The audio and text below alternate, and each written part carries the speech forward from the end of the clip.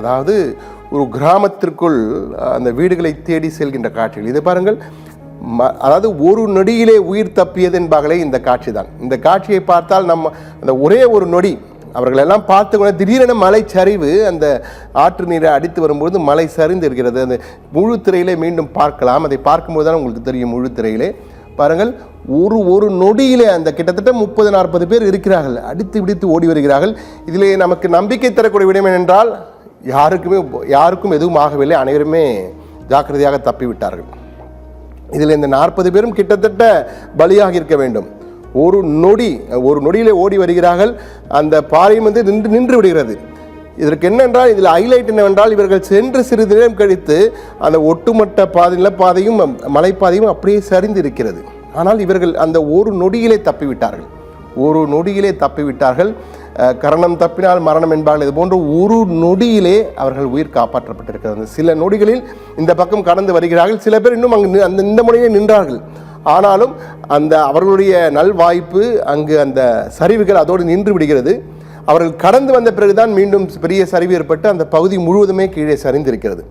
ஆனால் தப்பிவிட்டார்கள். அந்த 40 பேருமே தற்போது 38 பேர் என்று சொன்னார்கள். 38 பேருமே தற்போது மிகவும் பத்திரமாக பாதுகாப்பான இடங்களுக்கு சென்று விட்டார்கள். இந்த காட்சி தற்போது மிகப்பெரிய வைரலாக சமூக வலைதளங்கள் சென்று கொண்டிருக்கிறது. அந்த கடைசி நேரத்திலே தப்பிய காட்சிகள் என்று பரபரப்பாக சென்று கொண்டிருக்கிறது. இதையெல்லாம் பார்க்கும்போது உண்மையிலே பதறுகிறது என்பார்கள். அப்படி ஒரு காட்சி தான் நாம் பார்த்து கொண்டிருக்கிறோம். இதற்கு அடுத்த காட்சியை பார்க்க போகிறோம். அந்த காட்சி உண்மையிலேயே இதுவும் முழு திரையில் பார்க்க வேண்டும். அதாவது ஒரு வீட்டிலே இருக்கிறார்கள், வீட்டை விட்டு வெளியே போக மனம் இல்லை என்றால் அந்த மாடி வீட்டில் இருக்கிறார்கள்.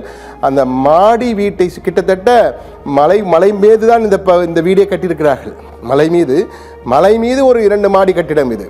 அந்த கட்டிடத்தை சுற்றி சாலை முழுவதும் கழிவுகள், சகதிகள், ஆற்று நீர், காட்டாற்று வெள்ளம், சுனாமி என்பார்களே அப்படி ஒரு ஆற்று சுனாமி. இப்போ மறுபக்கத்திலே ஆறு ஓடுகிறது. 2 பக்கம் அடித்துக்கொண்டு அந்த வீட்டில் இருந்த 11 பேர் இருந்திருக்கிறார்கள். அந்த 11 பேரின் கதையை நினைத்து பாருங்கள். நேரமாக ஒவ்வொரு நிமிடமும் அந்த அளவு உயர்ந்து கொண்டே வருகிறது.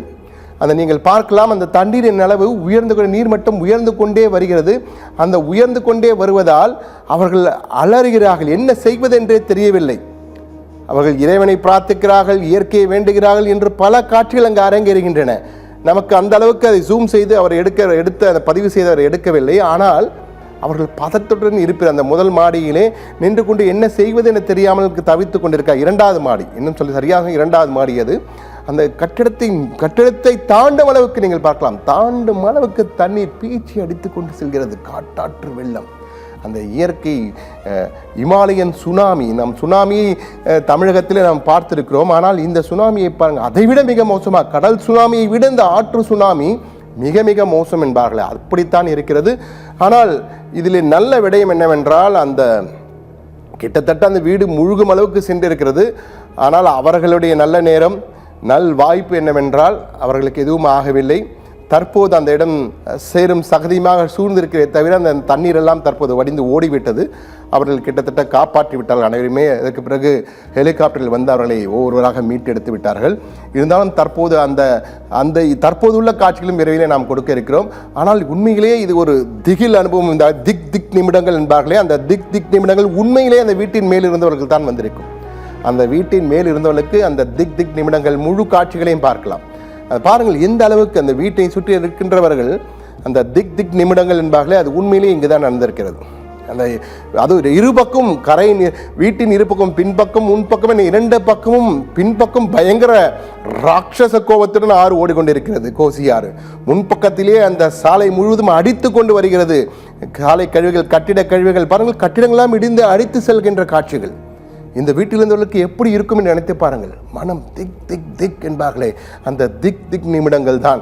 ஆனால் நல்வாய்ப்பு, அனைவருமே காப்பாற்றப்பட்டு விட்டார்கள். அனைவரும் தற்போது நலமுடன் இருக்கிறார். ஆனால் அவர்களுக்கு அந்த மன அளவிலே மிகப்பெரிய அளவுக்கு பாதிக்கப்பட்டிருக்கிறார்கள் என்றால் உயிர் பிழைத்து வந்திருக்கிறார்கள். அந்த கடைசி சாவின் விளிம்பில் வரை சென்று விட்டு வந்தார்கள் என்பார்களே, அப்படிதான் அவர்கள் வந்திருக்கிறார்கள்.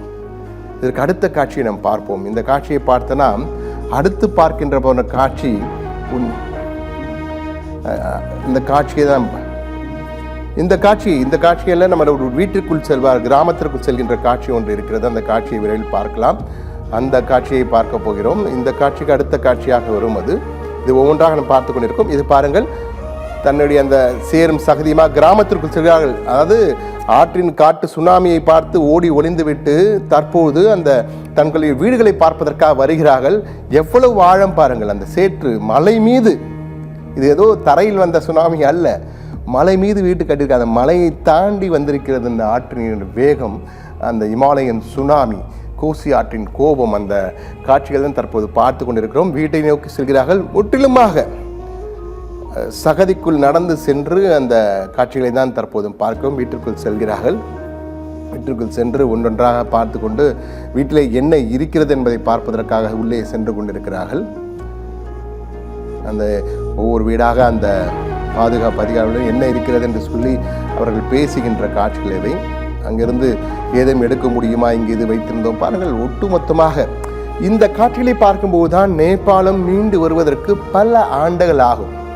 என்றால் சென்னை பெருவெள்ளத்தின் போது இதே போன்ற காட்சிகளை நாம் பார்த்திருக்கிறோம். அது தரையில், இது மலை மீது.